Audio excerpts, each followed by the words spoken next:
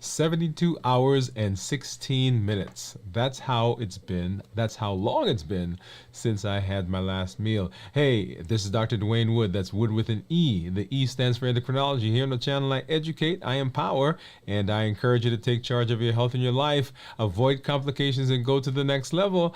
And this year, new year, new you, I'm talking to adults with type 2 diabetes who want to put their diabetes in remission, who want to get off of diabetes medication. In fact, who want to reverse their diabetes. And I have been I've been teaching fasting as an amazing tool in the way to do that. And this week, as you know, we're in another fast, and I am a little over 72-hour fast right now. We're going to break the fast here in just a minute, right here with you, and we're going to see what's been going on with my blood sugars. As you know, here on the show, we take a look at blood sugars, we take a look at my reports, we take a look at my meters, and we will look at those here in just a minute. Off to my side, you know I've got my, this is my Keto Mojo and my Contour. We're going to take a look at that, and off to the side there you can see maybe the plate just kind of peeking out. Let me push it that way so you don't see it. And then, of course, down below is my Dexcom Clarity Report, which we'll take a look at in just a minute. If you've not already done so, you want to go back and make sure that you take a look at one of our very important shows that we did, where we started our discussion on the pillars of reversing diabetes. And the first one that we did was reducing insulin, right? So decrease insulin, and we'll go through the others. But make sure you get back over there and take a look. And as always, like I do, I always want to do a check-in to let you know how I'm feeling, right? Because that is very important. That's the place where often people will have difficulty with their fasting. And I usually talk about how I'm feeling mentally, physically, emotionally, because those are the places where people will have the most challenge. The most challenges. And so we want to make sure that we kind of go through those with you and let you know how I'm feeling, as I am just now over 72 hours, right? 72 hours and 18 minutes to be exact. So physically, I am feeling energized. It is right now late into the night and actually into the next morning, but I am not feeling fatigued. In fact, I have been anticipating breaking the fast. I was a little bit more hungry than I have been, and I think that was because I spent yesterday cooking and in the kitchen, and so those smells are still kind of lingering in the house, and I know what's in the refrigerator. I knew what was in the refrigerator. So feeling a little bit more hungry than I normally do. Or let me say my appetite. I mean, because you know, guys, I always talk about the difference between hunger and the differences between hunger and appetite. And right now, my appetite is stimulated. Okay, so let me go back and not say that I'm hungry, but appetite is stimulated. But I'm not feeling weak, lightheaded, sweaty, dizzy, palpitations, not having any of those symptoms like we typically would sometimes say people will have as they get into fasting. We'll take a look at what my blood sugars are doing here in just a minute as well, so that you could see that, and we'll kind of talk through that. Mentally, I am feeling clear. I am not feeling foggy, groggy. I'm not feeling dull or sluggish. Once again, because I've been in ketosis, my body is right now using ketones for energy, and so there should not be any mental dullness or sluggishness. I should not actually be feeling any symptoms of low blood sugar, which sometimes will happen as the body's transitioning from burning sugar, burning carbs, to burning ketones. Okay, and then emotionally. This was an interesting week, and so a little bit of volatility, a little ups and downs, I guess let me say it that way, not volatility, but some ups and downs in the emotions. But overall, feeling good. We are getting ready to go on a trip, and so, you know, excited about that. And so part of what I did this past evening was my son was out getting ready with the group that we're going to, and so a friend of mine came to town, so we sat and we talked. So for the most part, doing well, but earlier in the week a little bit more ups and downs than we had before, and that definitely will have an impact. And as I said with fasting is not just a physical thing. It's not just abstaining from food, but it is physical, mental, and emotional, and all those things come into play as we are going into the fast. So if we're not doing well in those areas, then those can have significant impacts on the success of the fasting. I always talk about how you prepare for the fast is just as important as going through the fast, and then of course how you break the fast. And we'll talk a little bit about breaking the fast here in a little while. And so let's hop over now and let's take a look at what my blood sugars are doing. And you should see coming up on the screen right now, you should see my meters, which we'll take a look at, and then you'll also see my Libre 3. So Libre 3 right now is saying that my blood sugar is 74. And if you see the graph down at the bottom, you'll see that for most of what you're seeing right now, my blood sugar has been below 100. The gap that you see at the beginning was because my meter ended, my continuous monitor ended, and I didn't change it right away. We got busy doing some other things. And so there you'll see that we've been kind of in below 70, below 70 and actually heading below 100, and actually heading down closer to 70. So we've been below 100, heading closer to 70. The dashed line at the bottom is the 70 line. So let's hop over and let's take a look and let's see what my Dexcom is saying. And so Dexcom kind of mirroring what we just saw in terms of the Libre. So what I do want to do is hop over and take a look and see what my monitors are saying. And so this is the Keto Mojo, which gives me both a glucose and ketones. And then I have a Contour, which just gives blood sugar. It's a typical meter that you would get to check blood sugars. If you're interested in checking blood sugars, you can get meters. You probably will have to buy them over the counter unless you are diabetic or having hypoglycemia. But I think it's well worth having it, particularly if you are working on metabolic diseases. Coming out soon, the continuous monitor companies will be putting out, at least one of them right now will be putting out an over-the-counter continuous monitor that you can get without a prescription. Okay, so keep an eye out for that, because I think it's very beneficial to have the data, have the information. So so here's my Contour and of course my Keto Mojo, and let's go ahead and grab one of these Lancets, and I'll grab two because sometimes I get to talking and the blood coagulates or dries, and so we got to get another poke. This is a spring-loaded lancing device, and so basically you break the top off there, and this one happens to be purple and white, but they come in different colors. And then when I press this lever that you see there, then the spring will push the Lancet out and it'll give a stick into the finger. So let's go ahead and let's change to this view, and I'm going to bring this up, and hopefully you heard that, and then let's hop back over and make sure that we got a good and I probably did that right at the spot where the finger is a little callous, so we might take a little bit of milking there. But I think I've got one drop at least to get started. So let's go ahead and see if that will work. Not quite. I think we need, and we may need to get another. Okay, we may need to get another spot and another strip. Okay, so let's go ahead and let's grab.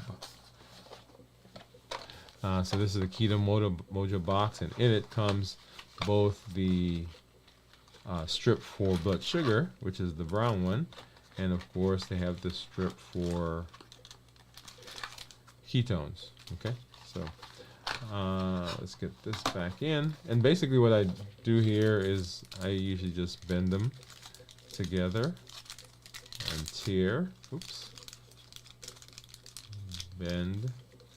Let me do them separately. So bend and basically tear. Okay, and right now I just need one for the glucose, so let's go ahead and grab that one. Go ahead and open that up. And I'll replace this one with the new. And then let's go ahead and we're gonna get another lancet, but this time I'm going to actually pick a spot on my finger that I think will get a good drop of blood from. Let's go ahead and we'll do this again. All right. So let's see. Wow. I think my fingers are a little cold as well. So I didn't get anything on that one. You see that? Okay, just a small drop, just a little smidgen. I think I may have to end up using a different finger. I'm not going to use this because I need more, and I don't want to waste another strip. Let's go ahead and do that. Let's grab that, and maybe I'll just warm my hands up a little bit, and then let's try a different finger this time. I usually use the same one because it doesn't, it's gotten a little callus in it, so it doesn't hurt. So let's try, they said the third time's a charm. So let's go ahead and do, oops, go ahead and do that.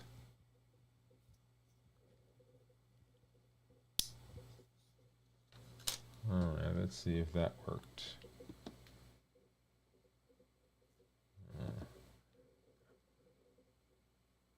All right, there we go. So that gave us a good drop. So let's go ahead and let's start this one.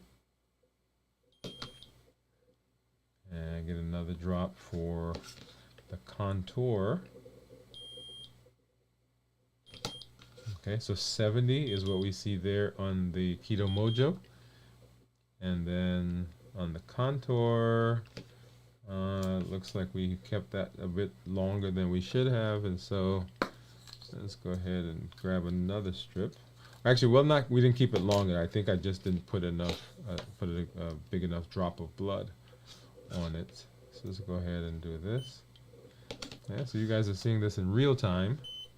All right, so there we are. So let's go ahead and get, there we go. I think that should work. And while that's doing, I'm gonna go ahead and open up, so 62. I'm going to open up a ketone strip for the Keto Mojo and get that going, just so that we are sure that we get a good drop of blood.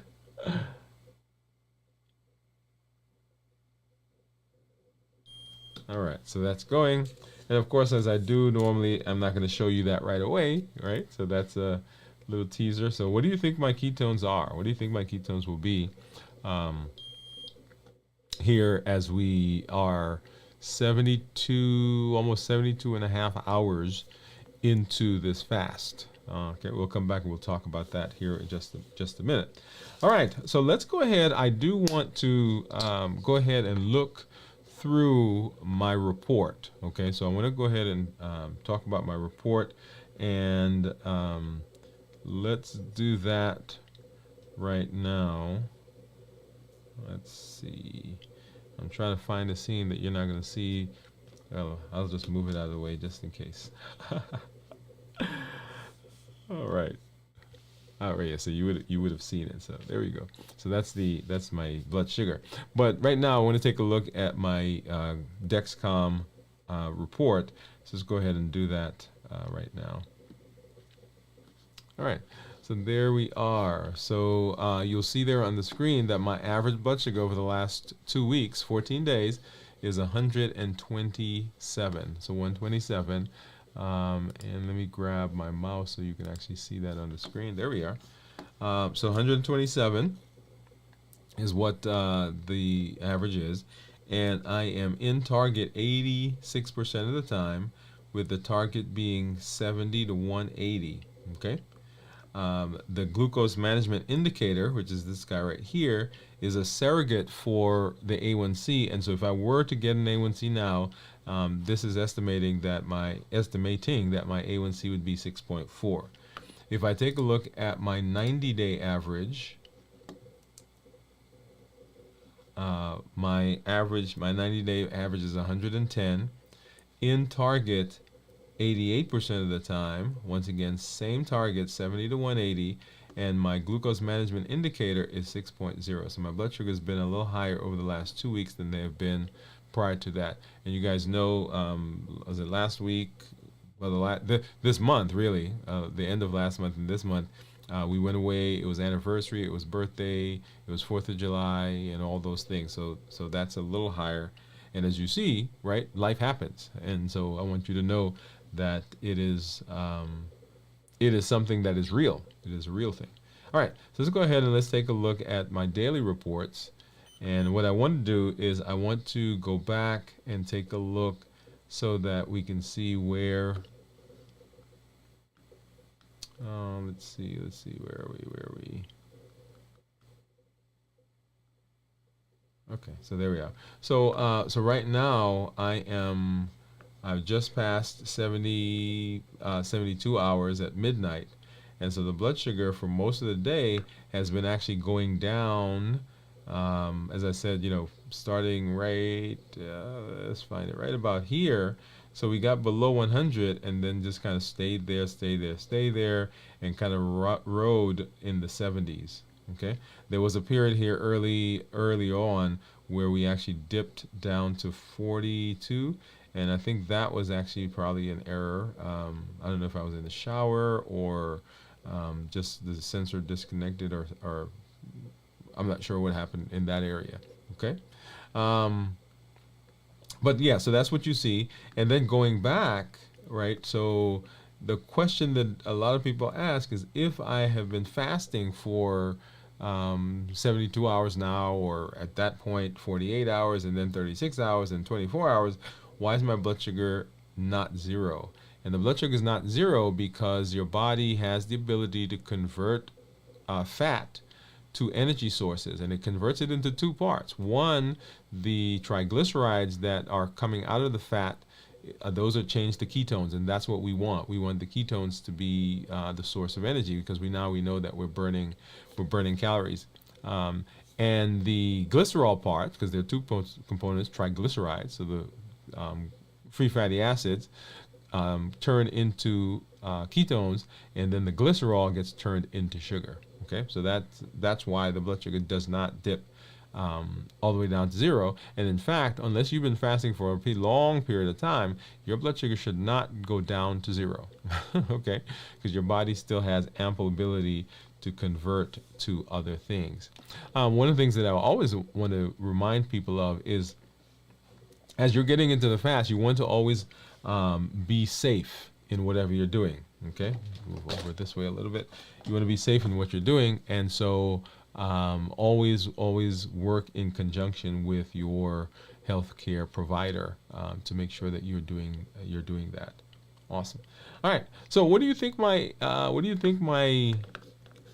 ketones are going to be? All right. So I want you to make sure that you're jumping in there and talking about ketones. So what do you think my ketones are going to be?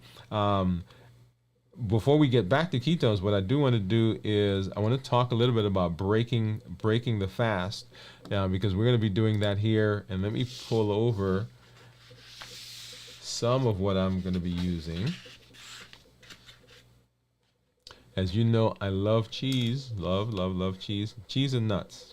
Those are my two things. And so right now, let me see if I can grab this one. All right. So right now you'll see I've got some chicken. So this is some baked chicken, and we did a video actually on this, so that's going to be coming. But that's what I'm using to break the fast.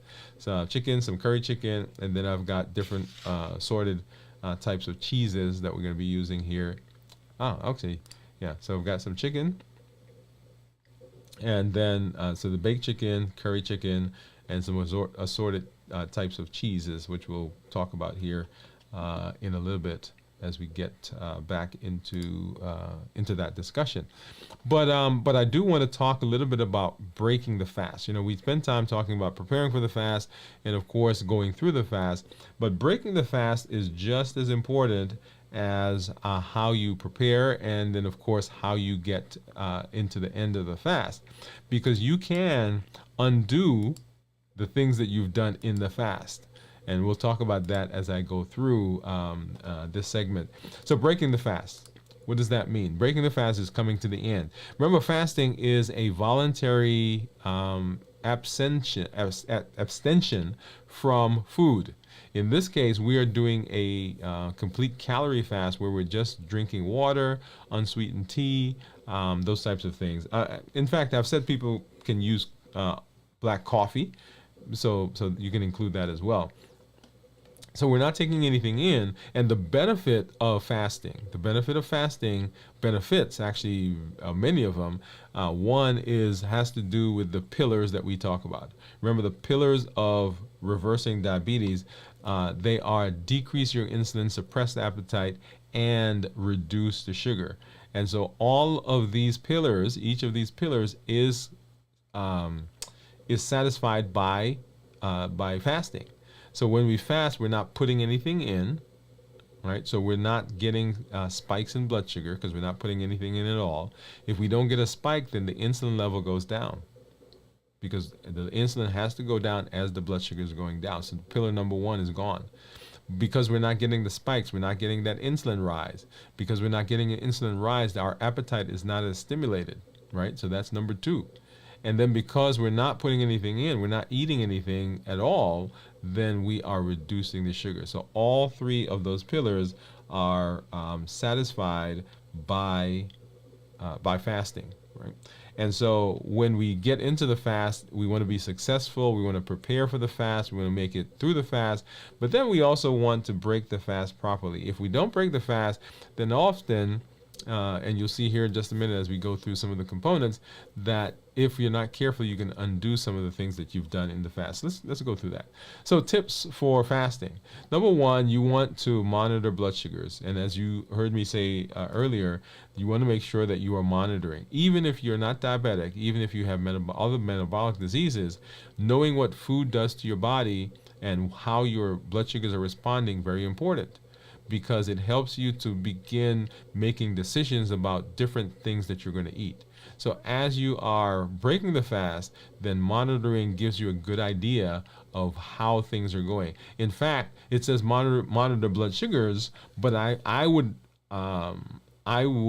also propose that you monitor ketones, right? Because that's the only way of doing if you're in ketosis. And part of fasting is the process of ketosis. Okay, not that you cannot have success if you're not in ketosis, but getting into ketosis supercharges, enhances all of those benefits.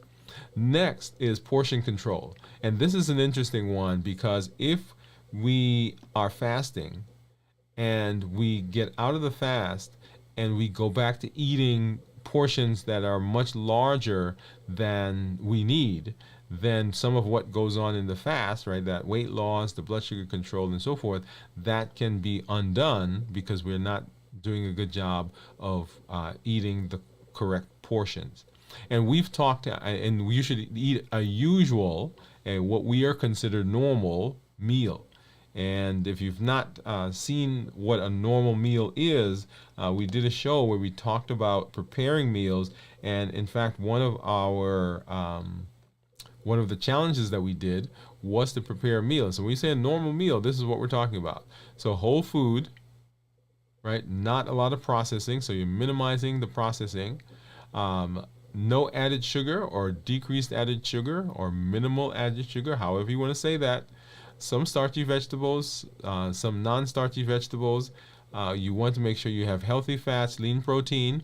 You want to make sure that it is tasty, and then of course portion size is a part of that component as well. So that's when we say normal, when we say in the usual way, when we say the normal meal, this is what I'm talking about, right? Because we've done that before, and now that should be a part of your psyche, part of what you do on a regular basis. So make sure you're doing appropriate portion control. Eat slowly.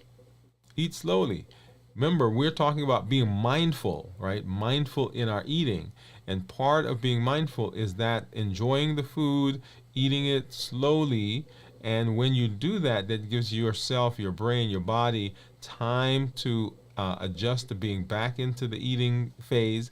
And you're not rushing through it because you're eating slowly. You are enjoying it. more. And when you enjoy the food more, then you're not tempted to go and eat additionally, right?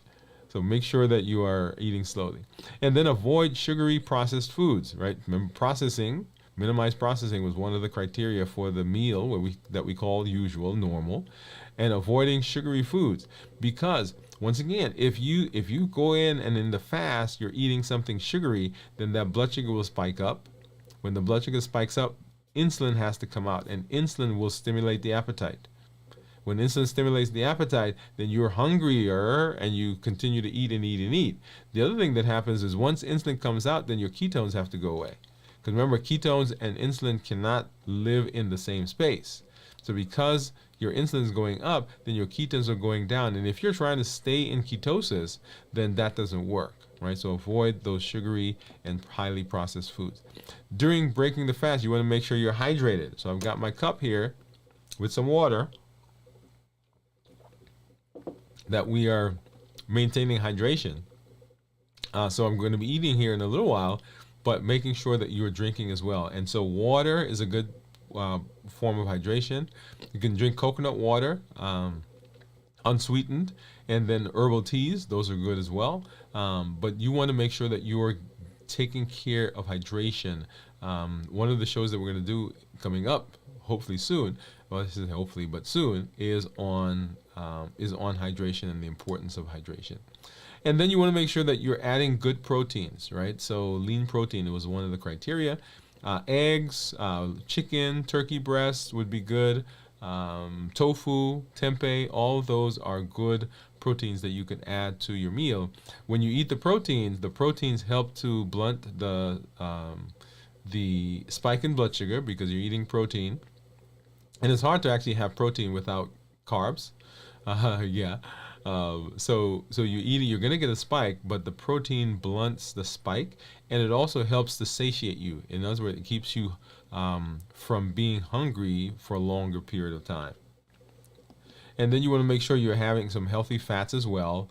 So avocados, nuts, seeds, those are all good in the process of refeeding. Now, one of my favorites is cashews and almonds. So yes, and in fact, avocados, right? Another one of those things that I love. So avocados, cashews, all of those are things, and I don't keep them around for lots of reasons because I end up eating, but I end up eating them, and we'll talk about the heat model in just a minute. And then of course broths, right? You can have broths, vegetable broths if you are vegetarian or vegan, and then of course bone broth for other folks. And the bone broth, when you're doing it, if you want to maintain ketosis, make sure that you're looking at the ingredients, making sure there's not a lot of sugar or carbohydrates, particularly if you're not making it yourself. If you make it yourself, then of course you know what's in there. But if you're not, then you've got to be careful as you're watching, looking at the labels, because that can cause spikes in blood sugar. And then, like I said, spike in blood sugar, that then causes some of the other things that come downstream from that. And then some basic considerations when it comes to fasting. When you break the fast, choose foods that help you maintain stable glucose levels, because once again, we don't want those spikes. You want to think of foods that will be gentle on the digestive system, particularly if you're coming out of one of the longer fasts. You want to make sure you're concentrating on the glycemic index. Remember that foods are rated in terms of the glycemic index based on how quickly the blood sugar rises. So a low glycemic index means that you don't get as big a spike as something that has a higher or bigger glycemic index. And low glycemic indexes, these are foods that have a glycemic index of 50 or lower. Okay, 50 or lower. And then you want to make sure that you are lean proteins, healthy fats, as we talked about, and then making sure that you are maintaining good hydration. Hydration is so important. In fact, when I did my check-in earlier, I talked about how I was feeling physically, mentally, and emotionally. A big component, a big contributor to how people feel during a fast has to do with their hydration status. So if you're maintaining good hydration, then you won't feel lightheaded, dizzy, sweaty, no palpitations. It will help to curb the hunger because you're full of water. All of those things come as part of hydration. So make sure that you are doing that as well. Okay. All right. So, what do you think my ketones are? What do you think my ketones are going to be? If you know that, go ahead and drop those. Drop that in the comments because I'd love to know what you think. So I'm going to be breaking my fast here in just a minute, and you saw. Let me pull that back over. That right now we're having some chicken, and then we are having some cheese. Actually, two of my favorite things, along with the cashews and whatever else. And so my blood sugar right now is 75 according to the Keto Mojo, according to the Libre, and it's 76 according to the Dexcom. One of the other places that people want to know what's been going on is when it comes to weight. So let's go ahead and let's pop over. And this is where my weight is right now. As you know, I think we did something there. Give me just a minute. There we are. So one of the things that we've been doing, as you know, is we've been monitoring our weight. And if I look back at my weight graph, looking at the trends, you'll see there at the highest on this graph is 260 pounds. And then right now I am 186, right? 260 and then 186. As you know, the weight journey is not always a linear one. So people tend to want that blood sugar, that weight to come straight down. But as you see, we've had, some downs, we've had some ups, but the general trend has been in the down direction, and that's what we are looking for. If I take a look at some of the parameters, right? So you see there 186 pounds with a BMI of 26.7, visceral fat 10%. All right, you see that? Total body water is 55. Sorry, body fat 22%, 23%. I was looking at that and saying, wait a minute, I'm 10% body fat? No, but visceral fat. So body fat 23%, BMI 26.7, fat-free body weight is 142, and then my BMR is 1768, and you see that down there at the bottom, right? So an amazing ability of fasting, not only to just help with blood sugars, but also help with weight. And as I've mentioned before, diabetes is the prototypic metabolic disease. But the metabolism that is involved in diabetes encompasses a lot of the things that we see in other disease processes. And so if we can treat the prototypic metabolic disease, we can also treat the others. And so you can get success. You will see success. You will see value. You will see improvement in other disease processes, even if you're not diabetic. So if you're out there and you're saying, well, I'm not diabetic, I don't need to listen to that, not true, right? Because metabolic diseases all will respond to this treatment. All right, and so let's go ahead and let's take a look at the ketones. Let's take a look at ketones. Let's get these off of the screen, and let's go back and take a look at this. Of course, now that's there, so I've got to. There we go. So I've got to get my Keto Mojo meter back on the screen, and then I've got to get my Keto Mojo app. So let's go ahead and pull that up. There we go. Let's see, not that one. Keto Mojo app. Come on, Keto Mojo app. There we are. Keto Mojo app is coming up. And so right on the screen, let's go ahead and turn this monitor on so that they could sync. All right, you should see it say syncing here in just a minute. And if not, we're going to give it a little assistance. So syncing in progress. And just gonna pull that over. And last chance to say what you think it is. What do you think my ketones are? I'm gonna say, let's see. Well, actually, no, I can't say because I saw it earlier. All right, so here we are. So yeah, so blood sugar of 70 and my ketones 1.8. Ketones are 1.8. In the middle there, you'll see that 2.1. That is the glucoketo index. We'll talk about how you got that, how we get that in a minute. But 1.8 for ketones. When it comes to ketones, ketones that are less than 0.5 are considered normal. 0.5 to 1.5 considered nutritional ketosis, and then above 1.5 is therapeutic. And so right now I'm 1.8. The glucoketo index, the 2.1, I'll show you that calculation in just a minute. But if I look at the graph, that tan line is blood sugar, and then the turquoise line, those are ketones. So as my blood sugar has gone down, the insulin goes away. When insulin goes away, ketones come out. Remember, insulin and ketones can't coexist in the same space. And so that's what you're seeing there. Now, let's go ahead and let me pull up my calculator.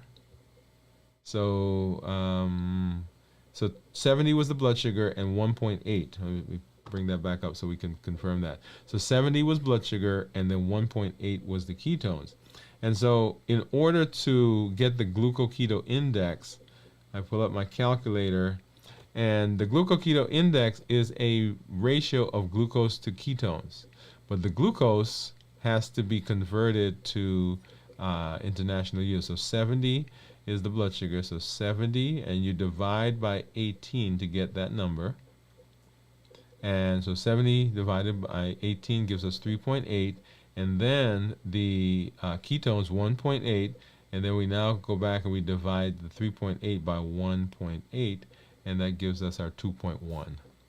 Okay, so that's how you get that glucoketo index. That's the number right in the middle. We want the glucoketo index to be low, we want the blood sugar to be low, and we want the ketones to be high. Okay, so that's the kind of ratio and that we want. All right, so let's go ahead and let's pull over some food, y'all, because my appetite is stimulated. I was gonna say I'm hungry, but it's appetite. So let's see, what should I start with? What do you think? Should I start with the cheese? Yeah, I think I'm gonna start with the cheese. And this is Parmesan. This is extra sharp cheddar. And this right here is smoked Gouda. Okay, so I'm gonna start with the cheese. And let's see.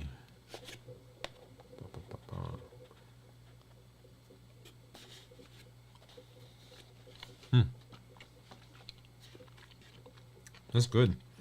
Now, there are different brands, of course, that give you different textures, different flavors. This one is not as nutty as the one I had last week. It's not as firm, but it has very good flavor. It almost tastes kind of like a sharp cheddar, to be honest.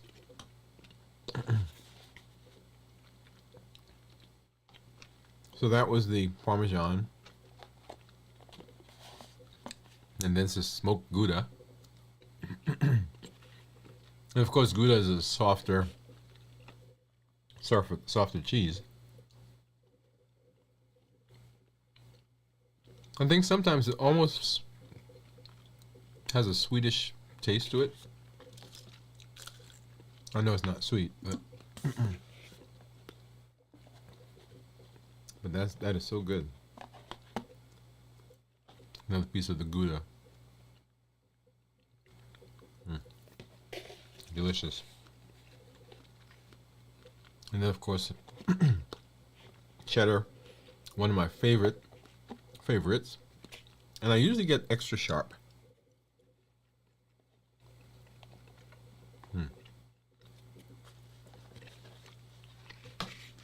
Okay. And then now let's get some chicken. All right, and so this is curry chicken here, And then this is baked chicken. But I love it all. I like it all. So I'm gonna try the curry first. And this is all stuff that I made, y'all.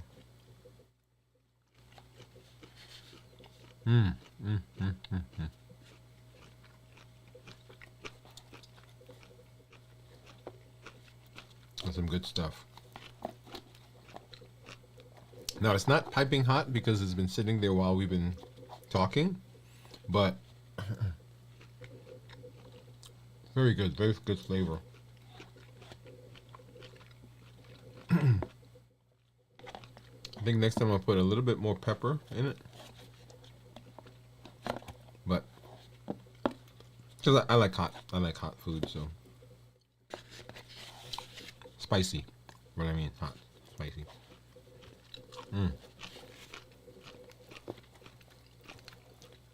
Now the baked chicken, and you know, you'll have to come and see the show where we actually go through that. But the baked chicken is a new recipe that I'm trying.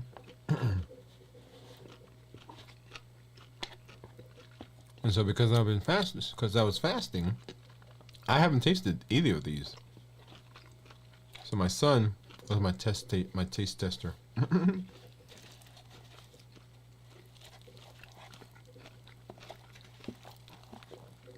Okay, and so now we're gonna try some of the chicken, the baked chicken.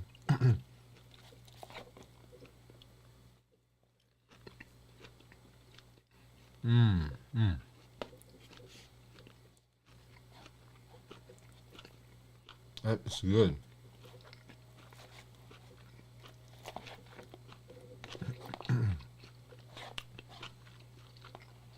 That's some good flavor right there.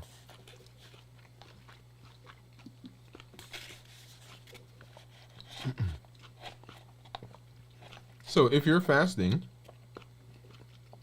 or if you have fasted, what do you normally use to break your fast?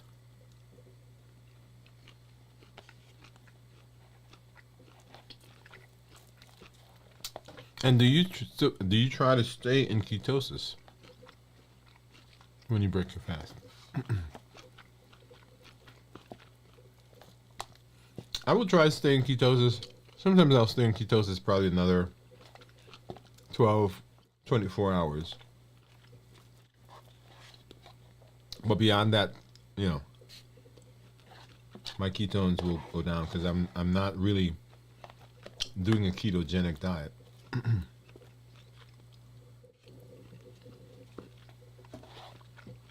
This is very good.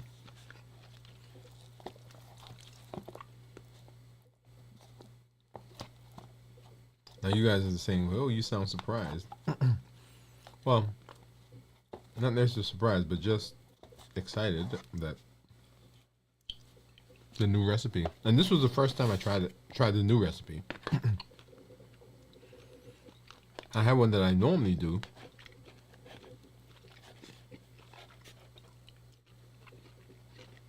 And it was so simple.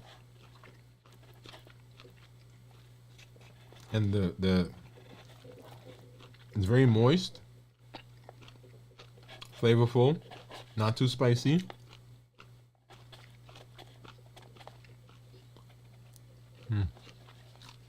Okay. I'm not done, but yeah. So drop in the comments. What do you normally break your fast with?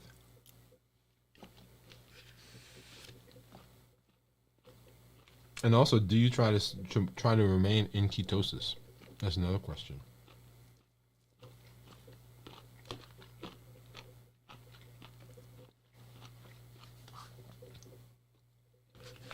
Okay, we'll come back to that. Maybe another piece of cheese. How about that?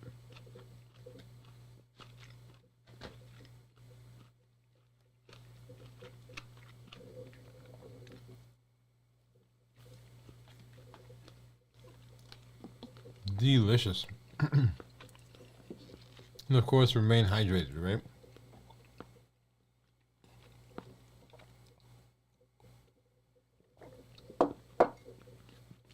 Okay. So, what do I want to say to you? I want to say to you that fasting is an amazing way.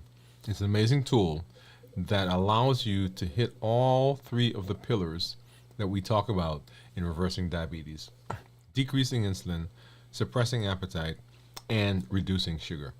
So it is a great tool. It is a tool. And there are various types of fasting. As you know, I do a 72-hour fast. Usually, sometimes I'll do more. This week we actually did two. We did a 42-hour fast. We interrupted that fast because there was a function going on, and then restarted that fast probably about 12 hours after. Well, less than 12 hours actually. Restarted that fast.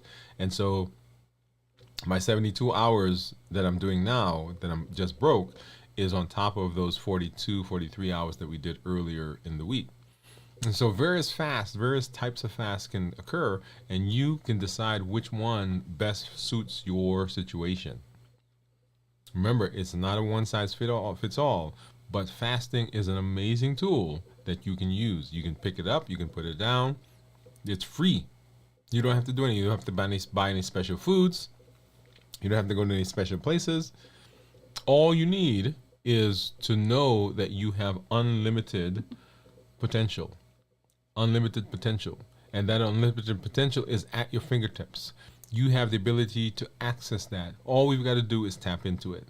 And we tap into it by educating ourselves, by the empowerment that you get from learning tools, and the encouragement that you get from community. And that's what we do here. That's what I do here on the channel. I educate, I empower, and I encourage. That's the triple E formula for success.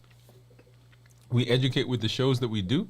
Those are the blogs, the podcasts, all of that is with the intention of providing a frame shift. Allow you to look at things in a different way, in a different light. Because in order to make change, you've got to be able to pivot. You've got to be flexible. You've got to be able to look at things from different angles. And that's what education does. Empowerment, this is given by the tools that we learn. So all the tools that we learn here on the channel, and there's several that we've done. We've learned the why, the 5 whys, the fasting, of course, that we're talking about, the heat model, which we'll come to in a minute, emotional intelligence, how to access that, and how to look at medications and decide on what we need to do and what changes we need to make. Okay, we educate, we empower, and then we encourage. Once a month we have a meetup on the fourth Thursday of the month, 7 p.m. Okay, you can join that community. There are members that come on during the show, during the live show, and you can talk, you can interact with them, you can ask questions. That is what the community is all about. And you bring richness, you bring a value to the community. We'll talk more about that. So we educate, we empower, and we encourage. During our process of reversing diabetes, there are some triggers that we're going to run into. And the food triggers are given by the HEAT model: habits, emotions, access, and taste.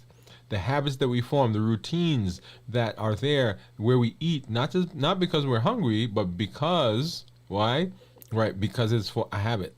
So we eat when we go to the movies, just because. We eat when we sit down with family and friends, just because. Not necessarily that we're having dinner, having lunch, having whatever, but we are sitting together. Somebody calls you up, say, hey, let's go out. And where do we go? We go to the coffee shop, we have a muffin, we have some juice, we have a coffee. Yeah, but we're eating because of habits. We eat also because of emotions. When we're happy, we're sad, we're glad, we're mad, we're frustrated, we're tired, we're bored. All of those emotions will push through decisions that we've made in terms of food if we're not careful. And we eat because of access. I don't bring cashews. I don't bring almonds into the house anymore because I know if I do, it's over because I'm eating them. And in my brain, somehow, because I think they're healthy, I end up eating more than I should. Okay? We eat because of habits, emotions, access, and then we eat because of taste. The perfect combination of sugar, salt, and fat, the bliss point as they call it, where you eat the food and you just can't have one. That's what the manufacturers want. But food is not what we're chasing after. We're never chasing after the food. We're always chasing for what it does for us, whether it's that taste, whether it's a memory that it triggers or it takes us back to a space. You remember that time when we went to that place and we ate that thing and we felt that way, right? So we eat because of habits, emotions, access, and taste. What I want you to do is I want you to come to the show. And remember our call to action. The challenge is you want to join them. We have a challenge every month. Every month we have a challenge. And you want to use those as a way of putting into practice the things that we learn. Figuring out your why. Why are you doing the things you were doing? Why do you want to be healthy? Is there a trip that you want to go on? Is it a retirement that you've been waiting for? Is it a granddaughter, grandson, son, daughter, someone who's getting married, someone who's going to graduate, someone who's having a baby that you want to be around for? And not to just be around, you want to be healthy. So what is your why? Figure that out. And then work your way up to be able to fast for one 24-hour period once a week. That's the initial goal. Wherever you are right now, start from here, adding 1 hour to the fasting. If you normally sleep for 8 hours, and as soon as you get up in the morning, you normally eat, then when you get up now, add another hour to it and extend it. If you're at 9, go to 10. If you're at 10, go to 11. If you're at 12, go to 13. If you're at 21, go to 23 or 22. You get the idea. Work your way up so you can begin fasting once a week for 24 hours. And then figure out which of the heat models or heat components is your trigger, right? Is it habit, emotion, access, or taste? I'll tell you, for me, it's emotions, access, and taste. Those are my things, right? Those are the ones that get me. And then learn how to create a meal, right? Make sure that it is minimizing the processing, not a lot of added sugar, whole foods, starchy and non-starchy vegetables, healthy protein, lean, healthy fats, lean protein. Make sure that it is tasty and it has the appropriate portion size. And then find someone to teach them the New Year, New You model. Don't just let this be something you keep to yourself.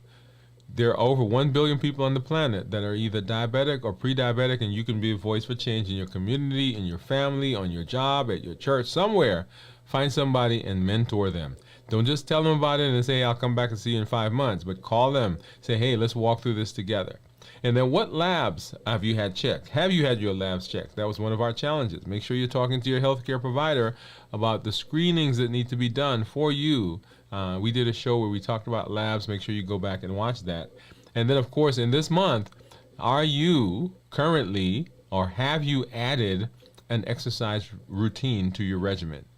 Exercise brings with it all of the benefits. It can improve insulin sensitivity. It can decrease the calories. All of those things helps to maintain motion and fluidity in the joints and the muscles. Make sure that you're doing that. And then, so join the challenges. Tell your story when you show up. Say, I'm here. I'm fasting. Hey, I'm having this issue. Share your story with us so that we can come alongside. When we see you, when we hear you, we know that we can do it. When we see where you're having challenges, we say, hey, let's go along and we can support each other and know we're not alone. And then finally, call to action. Invite someone. Share the link. Send it to someone and say, hey, let's do this together. Right? Once again, over 1 billion people on the planet with diabetes or pre-diabetes, you can be a voice for change. And then our heat model, not our heat model, but our pillars for reversing diabetes: decrease insulin, suppress appetite, and reduce the sugar. And fasting hits all of those each time. There we go. So make sure that you are using this tool, this amazing tool, to do the things that we want. Okay. Hey, as always, this is Dr. Dwain Woode. I say I love to be here. I love to hang out with you. I am excited for this community. And that's Dr. Dwain Woode. That's Woode with an E. The E stands for endocrinology. Here on the channel, I educate, I empower, and I encourage you to take charge of your health and your life, avoid complications, and go to the next level. And in this year, new you. Good night, everybody. We'll see you at our next check-in, and then always on our show, Dwain Woode MD Live, and on Mondays at 7 p.m. Central. Bye-bye.